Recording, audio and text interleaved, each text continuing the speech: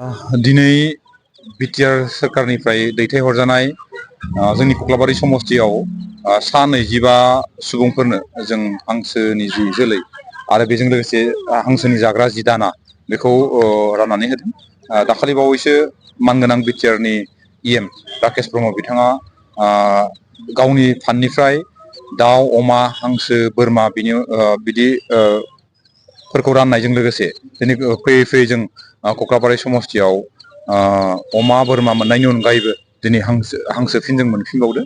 बेखौ जोंनि ओनसोलाव राननानै होदों। आसा खालामो फैबाय थानाय समफोराव जोंनि रायजो राजाफोरा बेफोरबायदि फिसा फिसा अनसुंथाइनि गेजेरजों गावखौ दैदेननो हानाय बा जोंनि नोरजिया न'खरनि सुबुंफोरा जाहाथे इक'नमिकेलि रांखान्थियारि भाबै एसेबाबो जों जौगानो हायो बेखौ नोजोर बोनानै फिसा फिसा मोनसे जों स्किमनि गेजेरजों बे हाबाफारिखौ मावफुंनो हादों। आं फैबाय थानाय समफोराव बिटिसि ओनसोलनि गासैबो रायजो राजाफोरा मोनफुंनो हायाखैबाबो जेसेबांखिनि मोनदों बियो गावनि न'खराव एसेबाबो रांखान्थियारि भाबै सुफुंनो हागोन होननानै जों मिजिं लानो हायो।